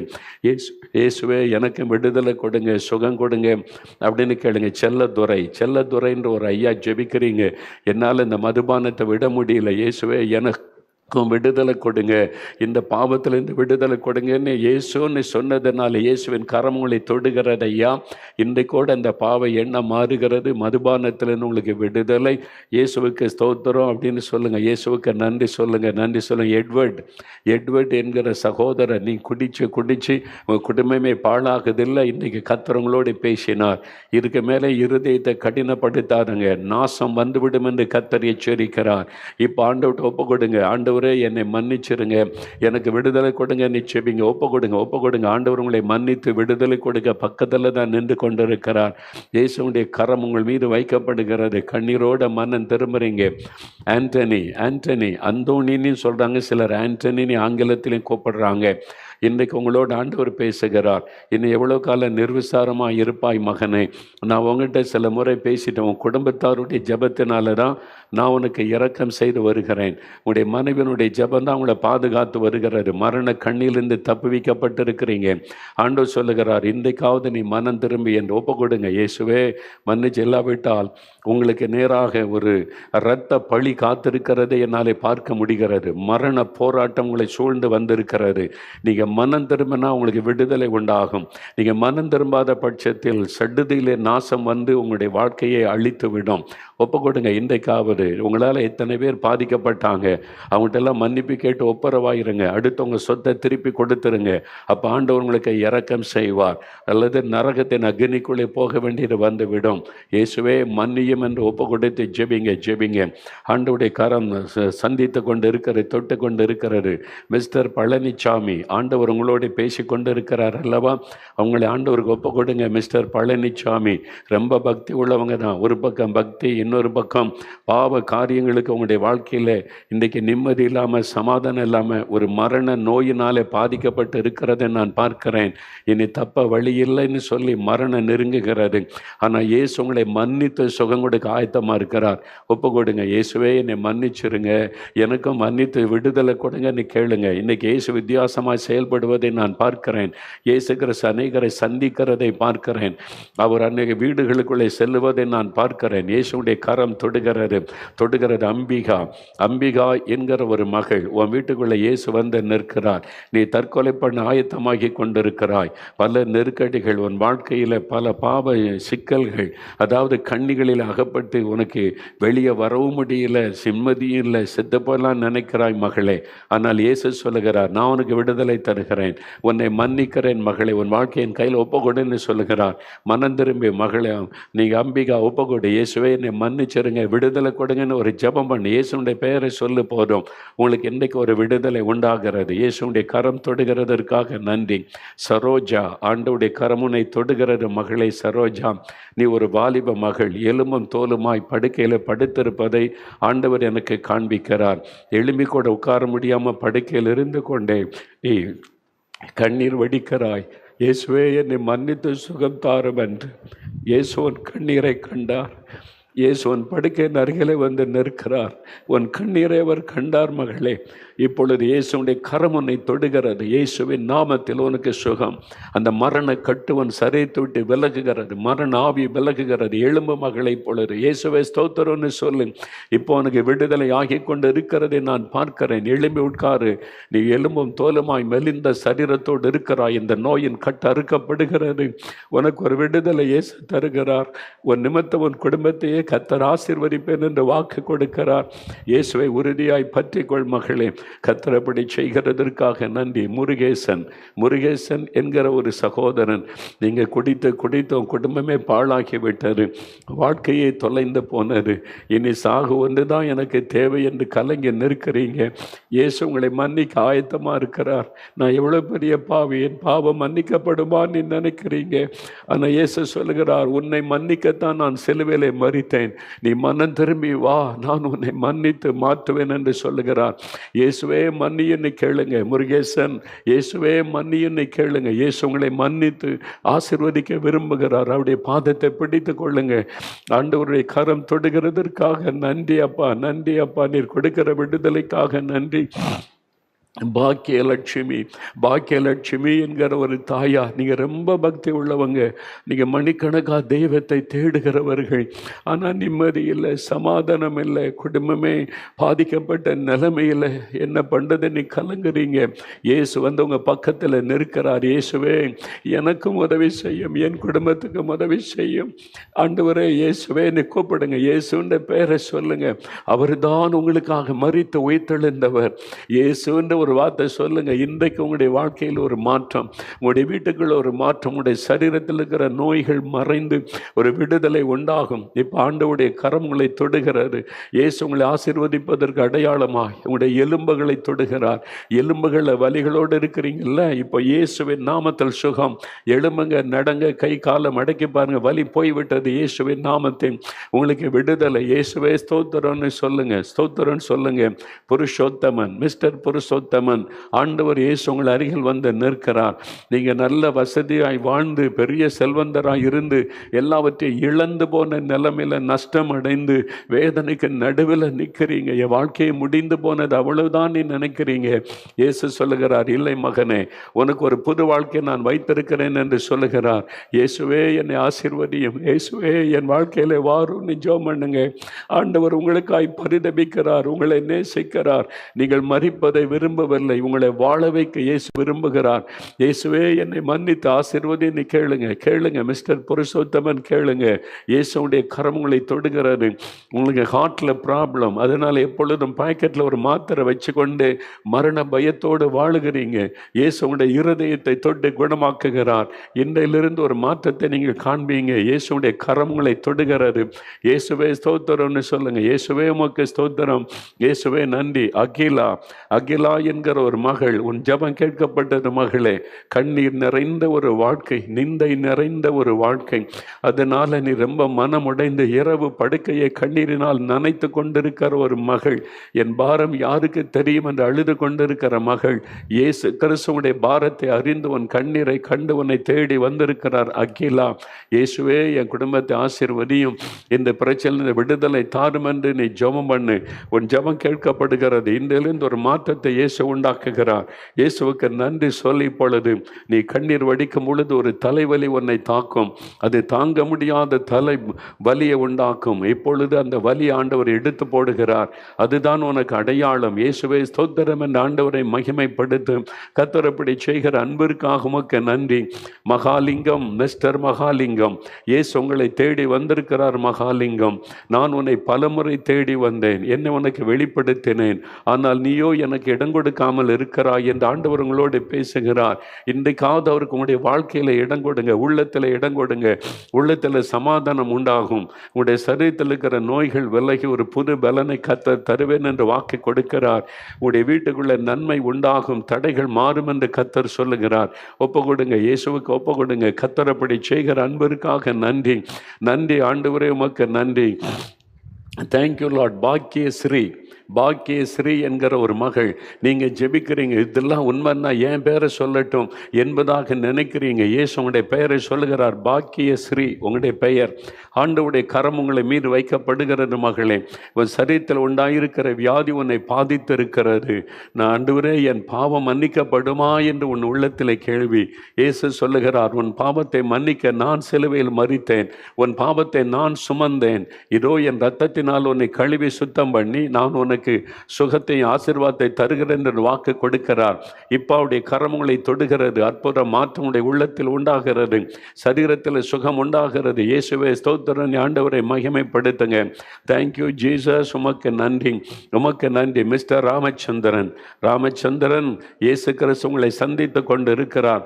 ஒரு காலத்தில் இயேசுவை தூஷணமா நீங்க பேசினீங்க, பரிகாசமா பேசினீங்க உங்களுடைய பக்தியின் நிமித்தமாய். ஆனாலும் ஆண்டவர் உங்களை நேசிக்கிறார், உங்களை தேடி வந்திருக்கிறார். இன்றைக்கு எல்லாராலும் கைவிடப்பட்ட நிலைமையில தனித்து விடப்பட்டு நிற்கிறீங்க. உதவி செய்ய யாரும் முன் வரவில்லை. எல்லாராலும் கைவிடப்பட்ட நிலைமை. தெய்வமும் என்னை கைவிட்டதே என்று கலங்கி நிற்கிறீங்க. இல்லை, இயேசுதான் மெய்யான ஆண்டவர். அவர் உங்களை கைவிடவில்லை, உங்களுக்கு உதவி செய்ய வந்திருக்கிறார். நீங்கள் அவரை தேடுங்க, அவர் கையில் உங்களை ஒப்பு கொடுங்க. இயேசுவே எனக்கு உதவி செய்யும், நான் உம்மை பரிகாசம் பண்ணினேன், உம்மை குறித்து நான் பரிகாசமாய் பேசினேன், என்னை மன்னிச்சிருங்கன்னு கேளுங்க. இயேசு இன்றைக்கு உங்களை ஆசீர்வதிக்கும்படி உங்கள் அருகில் வந்து நிற்கிறார். கர்த்தருடைய கரம் தொடுகிறதற்காக நன்றி. நன்றி ஆண்டவரே, உமக்கு நன்றி. தகப்பனே, நீர் எவ்வளவாய் ஜனத்தை நேசிக்கிறீரப்பா. இந்த ஜனங்கள் யாரிடத்திலே போவார்கள்? தெய்வத்தை தேடி தேடி அலைந்து சோர்ந்து போனாங்க ஆண்டவரே. பணத்தை செலவு பண்ணி தங்களுடைய சரீரத்தை வருத்தி கடவுளை தேடி தேடி அலைந்து சோர்ந்து போனாங்க. இந்த மக்களுக்கு நீங்க உதவி செய்யுங்க. நீங்க தானே உங்களுக்காக சிலுவை சுமந்தீங்க, நீங்க தானே உங்களுக்காக ரத்த சிந்தினீங்க. அதை நினைத்தருளுங்க ஆண்டவரே. ஒவ்வொருவரை தொடுங்க, ஒவ்வொருவருக்கு அற்புதம் செய்யுங்க. இன்றைக்கு ஜெபிக்கிற ஒவ்வொரு குடும்பத்தில் அற்புதம் நடக்கட்டும். வியாதிகள் எல்லாம் இயேசுவின் நாமத்தில் விலகட்டும். மரணக்கட்டுகள் எல்லாம் இயேசுவின் நாமத்தில் விலகட்டும். ஆண்டவரே, பிசாசின் கிரியைகள் எல்லாம் இயேசுவின் நாமத்தில் அழியட்டும். இவளுக்கு விரோதமாய் செய்யப்பட்டிருக்கிற மந்திரவாத கிரியைகள் எல்லாம் அழியட்டும். அதிலிருந்து அவளுக்கு விடுதலை கொடுங்க ஆண்டவரே. பிசாசின் கிரியைகள் அழிக்கப்படட்டும். அந்த வீட்டுக்குள்ள நம்முடைய ரத்தத்தை தெளித்து நான் ஜெபிக்கிறேன். சகல சாத்தானுடைய கிரியைகளும் அழியட்டும். பிசாசின் வல்லமைகள் அழியட்டும்.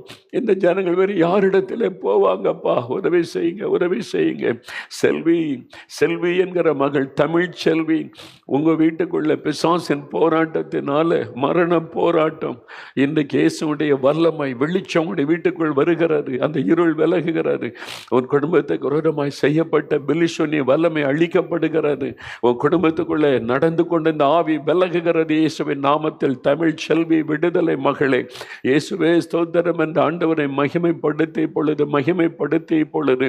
காயத்ரி, ஆண்டவருடைய கரம் உன்னை தொடுகிறது மகளே. காயத்ரி, நீ ஒரு வாலிப மகள். இரவு நேரம் அசுத்த ஆவி வந்து போராடுகிறது. உன் குடும்பத்துக்கு விரோதமாய் செய்யப்பட்ட மந்திரவாதம் உனக்கு விரோதமாய் எழும்பி இருக்கிறது மகளே. அந்த ஆவியை இயேசு இப்பொழுது கடிந்து கொள்ளுகிறார். நீ இயேசுவின் நாமத்தை சொல், இயேசுவேன்னு சொல், அது விலகுகிறது இயேசுவின் நாமத்தின். இன்றைக்கு அந்த மகளுக்கு விடுதலை உண்டாகட்டும். உன் வயிற்று பகுதியில் ஒரு காந்தலும் வலியும் அடிக்கடி வந்து உன்னை வேதனைப்படுத்தும். அது உன்னை விட்டு விலகுகிறது மகளே. இயேசுவின் நாமத்தில் உனக்கு விடுதலை. காயத்ரி, இயேசுவுக்கு ஸ்தோத்திரம் என்ற ஆண்டவரை மகிமைப்படுத்து, மகிமைப்படுத்து. இயேசுவே ஸ்தோத்திரம்னு சொல் மகளே. Thank you Jesus, thank you Jesus. இயேசு இந்த நாளில் மக்கள் மேலே மிகுந்த மனதுருக்கத்தோடு அவர் செயல்படுவதை நான் பார்க்கிறேன். என்னால் இந்த ஜபத்தை நிறுத்த முடியவில்லை. அவர் ஜபத்தை நடத்தி கொண்டே இருக்கும்படி என்னை ஏவி கொண்டு இருக்கிறார். இன்னும் அநேகருக்கு அற்புதம் நடக்க ஆரம்பித்து விட்டது. வீடுகளுக்குள்ளே ஆண்டவருடைய வல்லமை இறங்குகிறது. அசுத்த ஆவிகள் இயேசுவின் நாமத்தில் விலகி கொண்டு இருக்கிறது. இயேசுவுக்கு ஸ்தோத்திரம் சொல்லுங்க. இயேசுவின் பெயரை சொல்லுங்க. இயேசுவே உமக்கு ஸ்தோத்திரம், இயேசுவே உமக்கு நன்றி. இயேசுவின் பெயரை சொல்ல சொல்ல உங்களுக்கு அற்புதம் நடக்க ஆரம்பிக்கிறது. இயேசுன்ற பெயரை சொல்ல சொல்ல உங்களுக்கு விடுதலை உண்டாகிறது. தகப்பனே உமக்கு நன்றி, உமக்கு நன்றி. குமரேசன், குமரேசன், ஆண்டவருடைய கரம் உங்களை தொடுகிறது. குமரேசன், ரொம்ப பக்தி உள்ளவர்கள் நீங்கள். எவ்வளோ பக்தியா தினமும் தவறாமல் தெய்வ வணக்கம் செய்து தான் வீட்டை விட்டு வெளியே போவீங்க. ஆனாலும் என்ன பிரயோஜனம் என்று கலங்கி நிற்கிறீங்க. உங்களுடைய சரீரம் பாதிக்கப்பட்டு, உங்களுடைய குடும்பமே இன்றைக்கு பாதிக்கப்பட்டு வேதனையில் நிற்கிறது. என்ன செய்வதென்னு தெரியாம திகைத்து நிற்கிறீங்க. இயேசு சொல்லுகிறார், பக்தி உள்ளவர்களை நான் தெரிந்து கொள்ளுகிற தேவன். குமரேசன், நான் உன்னை சந்திக்க வந்திருக்கிறேன். இயேசுன்னு சொல்லி கூப்பிடுங்க. இப்ப ஆண்டவருடைய கரம் உங்களை தொடுகிறது. உங்களுடைய சரீரத்தில் இருக்கிற வியாதி, அது வினோதமான ஒரு வியாதி, அது சாபத்தினால் உண்டாகிற வியாதி, அது இயேசுடைய ரத்தம் உங்களுக்கு மாற்றி விடுதலை தருகிறது. இயேசு சிலுவையில் சாபமானதுனால உங்களுக்கு விடுதலை. சாப கட்டு அறுக்கப்படுகிறது. சந்ததியாய் தொடர்ந்து வருகிற வியாதி விலகுகிறது. இன்றிலிருந்து உங்கள் வீட்டுக்குள்ள சமாதானத்தை காண்பீர்கள். தடைப்பட்டிருக்கிற நன்மைகள் உங்களை தேடி வரும். அந்த வாசல்கள் திறக்கப்படுவதை காண்பீங்க என்று கர்த்தர் உங்களுக்கு சொல்லுகிறார். இயேசுவுக்கு ஸ்தோத்திரம் என்ற ஆண்டவரை மகிமைப்படுத்துங்க. இயேசுவே ஸ்தோத்திரம் சொல்லுங்க. இயேசுவே உமக்கு நன்றி, இயேசுவே உமக்கு ஸ்தோத்திரம் என்று. இயேசுவே உமக்கு ஸ்தோத்திரம். Thank you Jesus, thank you Jesus. உமக்கு நன்றி, உமக்கு நன்றி. இயேசுவே ஸ்தோத்திரம் சொல்லுங்க. ஆண்டவருடைய பிரசன்னம் இன்னும் இறங்கி கொண்டு இருக்கிறது. அநேக வீடுகளுக்குள்ளே இறங்குகிறது. அநேக மனிதர்கள் மீது அந்த வல்லமை இறங்கி கொண்டு இருக்கிறது. Thank you Jesus. ஒவ்வொருவரையும் தொடும். என்னுடைய பெயரை சொல்லி கூப்பிடுகிற ஒவ்வொருவருக்கு இன்னைக்கு அற்புதம் நடக்கட்டும் அப்பா. உங்களை வெளிப்படுத்தி காண்பீங்க ஆண்டவரே. என் ஜனம் அறியாமல் இருக்கிறாங்க ஐயா. என் ஜனம் பக்தி உள்ள மக்கள் ஆண்டவரே. என் ஜனத்தை போல பக்தி உள்ள மக்கள் யாரும் இல்லையே. தெய்வத்தை தேடுவதில் இவங்களுக்கு இணையாக இந்த உலகத்தில் யாரும் இல்லையே. பக்தி உள்ளவர்களை தெரிந்து கொள்ளுகிற தேவன் உங்களை, இந்த மக்களை தெரிந்து கொள்ளுங்க. உங்களை வெளிப்படுத்துங்க, வெளிப்படுத்துங்க. கல்யாணி மகளே, கல்யாணி, இதோ நான் உன்னை தொடுகிறேன், நான் உன்னை குணமாக்குகிறேன். உன்னுடைய வருத்தங்கள் வேதனைகள் விலகுகிறது என்று இயேசு உங்களுக்கு சொல்லுகிறார். விடுதலை உண்டாகிறதற்காக ஸ்தோத்திரம். கர்த்தர் அப்படியே ஆசீர்வதியும், விடுதலை கொடுத்து நடத்தும் அப்பா. தகப்பனே உமக்கு நன்றி. உமக்கு நன்றி. ஒவ்வொருவரும் தொடுகிறதற்காய் நன்றி. சங்கீதா மகளே, சங்கீதா, மனவேதனையோடு யாரிடத்தில் என் பாரத்தை சொல்ல முடியும் என்று உன் குடும்பத்துக்குள்ளே உண்டான பிரச்சனை உன் மனதை பாதித்து விட்டது. மனம் உடைந்து நிற்கிறாய். எதிர்காலத்தை குறித்து நீ பயந்து கொண்டு இருக்கிறாய். மகளே, இயேசு உன்னை சந்தித்து கொண்டிருக்கிறார். நீ பயப்படுகிறபடி ஒன்றும் சம்பவிக்காது. நான் காரியத்தை நன்மையாய் உனக்கு மாற்றி தருவேன் என்று இயேசு உனக்கு வாக்கு கொடுக்கிறார். இயேசுவை பிடித்து கொள்ளுங்க. இன்றிலிருந்து ஒரு மாற்றம் அதிலே உண்டாவதை நீங்கள் காண்பீர்கள். இயேசுவே ஸ்தோத்திரம் என்று ஆண்டவரை மகிமைப்படுத்துங்க. இப்பொழுது மகிமைப்படுத்துங்கள். இப்பொழுது ஈஸ்வரி, ஈஸ்வரி என்கிற மகளே, ஆண்டவருடைய கரம் உன்னை தொடுகிறது. இப்பொழுது ஈஸ்வரி, உன்னுடைய சரும நோய் உன்னை பாதித்து கொண்டிருக்கிறது. ஐயோ, அது குஷ்டரோக வியாதியை போல உன் சரீரத்தில் பரவி கொண்டிருக்கிறது. அதை வெளியே எப்படி சொல்லுவதென்று கலங்குகிற மகளே, இயேசு உன்னுடைய சாபங்களை சிலுவையில் சுமந்து விட்டார். சந்ததியாய் தொடர்ந்து வருகிற சாபத்தினுடைய விளைவுதான் அது. உன் குடும்பத்தில் சிலர் அதே நோயினால் பாதிக்கப்பட்டிருக்கிறது உனக்கு தெரியுமே. இயேசுவே எனக்கு விடுதலை தாருன்னு கேள் மகளே. இயேசுவே எனக்காக சிலுவையில் சாபமானீங்க, விடுதலை தாருன்னு கேள். ஆண்டவருடைய கரம் தொடுகிறது மகளே. இப்பொழுது உனக்கு விடுதலை. இந்த நிமிஷத்தில் இந்த நோய் மறைகிறது. அற்புத சுகத்திற்காக இயேசுவுக்கு ஸ்தோத்திரம் என்ற ஆண்டவரை மகிமைப்படுத்தும். ஆண்டவருடைய கரம் அப்படி செய்கிறதற்காக நன்றி. Thank you Lord. மக்கு நன்றி. முக்தி, முக்தி என்கிற ஒரு மகள் ஜெபிக்கிறான். உன்னுடைய ஜெபம் கேட்கப்பட்டது மகளே. முக்தி, உன் ஜெபம் கேட்கப்பட்டது மகளே. இயேசு உன் ஜெபத்தை கேட்டு ஆண்டவர் உன்னை ஆசீர்வதிக்கிறார். உன் சரீரத்தில் இருக்கிற வியாதி மாறுவது மாத்திரம் அல்ல, உன் குடும்பத்தில் இருக்கிற குழப்பங்களும் வேதனைகளும் நீங்குகிறது. பொல்லாத பிசாசு கொண்டு வந்த போராட்டம் இன்றைக்கோடு விலகுகிறது. விடுதலை நீ பெற்றுக்கொள்கிறாய். இயேசுவுக்கு ஸ்தோத்திரம் என்று ஆண்டவரை மகிமைப்படுத்தி இப்பொழுதே கர்த்தர் கொடுக்கிற விடுதலைக்காக, ஆசீர்வாதத்திற்காக ஸ்தோத்திரம். உமக்கு நன்றி, உமக்கு நன்றி, உமக்கு நன்றி. Thank you Lord. உமக்கு ஸ்தோத்திரம் ஆண்டவரே. மிஸ்டர் நகுலன், மிஸ்டர் நகுலன், இயேசு உங்களை சந்தித்து கொண்டிருக்கிறார். நகுலன், இயேசு கிறிஸ்து உங்களோடு பேசி கொண்டிருக்கிறார். இதெல்லாம் உண்மைதானா? இப்படிலாம் நடக்குமா? இந்த ஆச்சரியத்தோடு பார்க்குறீங்கல்ல. அப்படின்னா என்னை குறித்தும் பேசணுமே நீ சொன்னீங்கல்ல. இயேசு இப்பொழுது உங்களோடு பேசுகிறார். நகுலன், இயேசு உங்களை நேசிக்கிறார். நீங்கள் செய்த பாவத்திற்கு ஆண்டவன் தண்டனை கொடுத்திருந்தால் நீங்கள் அழிஞ்சு போயிருக்கணும். ஆண்டவரோ உங்கள் மேலே இரக்கம் வைத்து உங்களை மன்னிக்கும்படி உங்களை சந்திக்கிறார். இதற்கு மேலும் நீங்கள் தொடர்ந்து பாவத்தில் இருப்பீர்களானால் அது உங்களுடைய மரண கண்ணியை உங்களுடைய வாழ்க்கையில கொண்டு வரும் என்று ஆண்டவர் சொல்லுகிறார். இயேசுவே மன்னிச்சிருங்க, இனி இந்த பாவத்தை நான் செய்ய கூடாது, தொடரக்கூடாது, அதை விட்டு விலகுகிறேன்னு சொல்லிருங்க. இன்னைக்கு உங்களுக்கு சமாதானமும் சரீரத்தில் சுகமும் உண்டாகும். ஆண்டவர் இயேசு உங்களோடு தான் பேசிக்கொண்டு இருக்கிறார். மெய்யான சமாதானத்தை இயேசு உங்களுக்கு கொடுக்க விரும்புகிறார். Thank you Jesus. உம்முடைய பிரசன்னத்திற்காக நன்றி தகப்பனே. உம்முடைய பிரசன்னத்திற்காக நன்றி. ஹல்லேலூயா என்று உம்மை துதிக்கிறேன் ஆண்டவரே. அப்படியே எல்லாரும் வலதுகரம் உயர்த்தி இயேசுவே ஸ்தோத்திரம்னு சொல்லுங்க. உங்க வீடுகளில் இயேசுவே வாய் திறந்து சொல்லுங்க. வாய் வெட்கப்படாதுங்க. இயேசுவே ஸ்தோத்திரம். எந்தெந்த வீடுகளில் இயேசுன்ற பெயரின் சத்தம் கேட்கிறோம் அங்கெல்லாம் ஆண்டவருடைய பிரசன்னம் எனக்கு இறங்குகிறது. இயேசுடைய வல்லமை இறங்குகிறது. அசுத்தாவிகள் விலகுகிறது. மந்திரவாத கிரியைகள் அழிகிறது. பெலிஷுனிய வல்லமை அழிகிறது. கட்டுகள் அறுக்கப்பட்டு கொண்டு இருக்கிறது. சத்தனுடைய கிரியைகள், பிசாசின் வல்லமை அழிக்கப்படுகிறது. இயேசுவே ஸ்தோத்திரம் சொல்லுங்க. இயேசுவே ஸ்தோத்திரம்னு சொல்லுங்க. ஆண்டவரிடத்தில் சொல்லுங்க. இயேசுவே உமக்கு நன்றி. Thank you Lord. ஆமோஸ் என்கிற ஊழியக்காரர் உங்களோடு ஆண்டவர் பேசுகிறார். நீங்கள் தேவனுக்கு பிரியமாய் ஊழியம் செய்கிறவர்கள், பாடுகள், நிந்தைகள், நெருக்கங்கள் மத்தியில் தாழ்மையோடு ஊழியம் செய்கிற ஊழியக்காரர் ஆமோஸ் என்கிற ஊழியக்காரர். இப்போ வியாதிப்பட்டு படுக்கையில் இருக்கிறீங்க, மரண போராட்டத்தில் இருக்கிறீங்க. நான் உண்மையாக தானே ஊழியம் செய்கிறேன், பணத்துக்காக ஊழியம் செய்யலையே, எனக்கே இந்த பாடுன்னு கலங்குறீங்க. பயப்படாதங்க. கர்த்தர் உங்களை சோதிப்பதற்கு அனுமதி கொடுத்தார். சாத்தான் உங்களை சோதிப்பதற்கு கர்த்தர் அனுமதி கொடுத்ததுனால யோபுவை போல வந்தது. இப்போ அந்த சிறையிருப்பு மாறுகிறது இயேசுவின் நாமத்தில். இப்பொழுது அந்த சிறையிருப்பு மாறுகிறது இயேசுவின் நாமத்தில். கட்டுகள் அறுக்கப்படுகிறது. மரண போராட்டம் மாறுகிறது. எங்க பிரியமான ஊழியக்காரரை ஆமோஸ், எழும்புங்க இயேசுவின் நாமத்தில். இனி 2 மடங்கு ஆசீர்வாதத்தை காண்பீங்க. உங்களுடைய ஊழியம் உயர்த்தப்படும். நீங்கள் திரளான மக்களுக்கு ஆசீர்வாதமாய் மாறுவீங்க. கர்த்தர் உங்கள் கையில் ஆயிரமான ஆத்துமாக்களை தரப்போகிறார். உங்களை கொண்டு பல அற்புதங்களை செய்ய போகிறார். நீங்கள் இந்த பரீட்சையில் கர்த்தருக்கு பிரியமாய் தீர்க்கமாய் நடந்தீங்க. பணத்துக்கோ பொருளுக்கோ புகழுக்கோ இடம் கொடுக்காம உங்களை அர்ப்பணித்து கொண்டதுனால கர்த்தர் இன்னைக்கு விடுதலை தருகிறார். எழும்புங்க இயேசுவின் நாமத்தில். உங்களுடைய சபை இனி வளர்ந்து பெருகும். திரள் கூட்ட மக்களை கர்த்தர் உங்களுக்கு தருவார். இயேசு உங்களுக்கு வாக்கு கொடுக்கிறார். கர்த்தர் அப்படி செய்கிற அன்பிற்காக உமக்கு ஸ்தோத்திரம். ஆண்டவரே, நான் உம்மை துதிக்கிறேன், உம்மை துதிக்கிறேன், உம்மை துதிக்கிறேன். அல்லேலூயா, உமக்கு ஸ்தோத்திரம். ஆண்டவரே, உமக்கு நன்றி.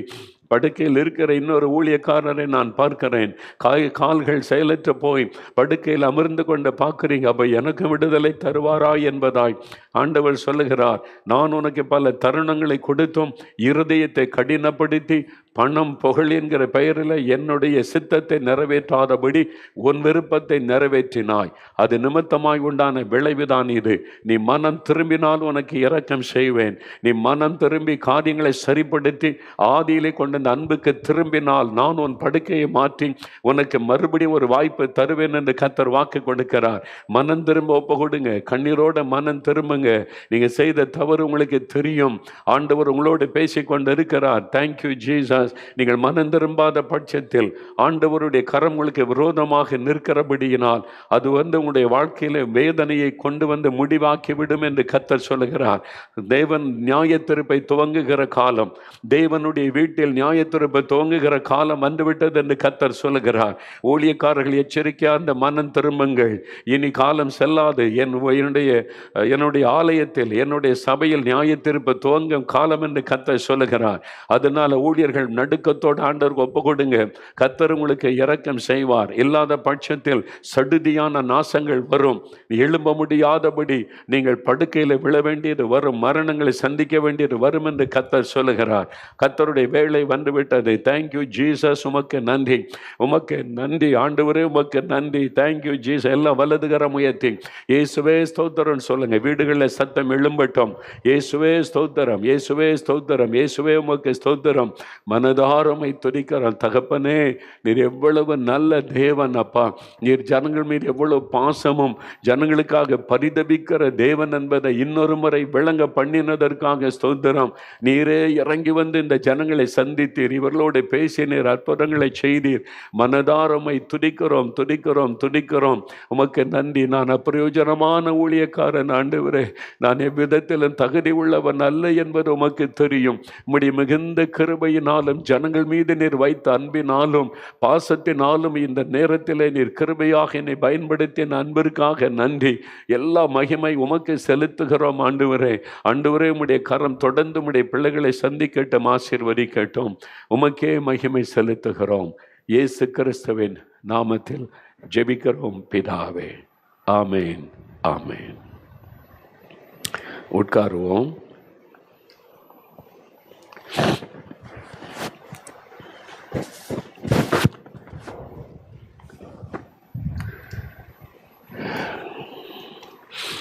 ஆண்டவர் இந்த நாளிலே வித்தியாசமாய் கிரியை செய்ததை என்னாலே பார்க்க முடிந்தது.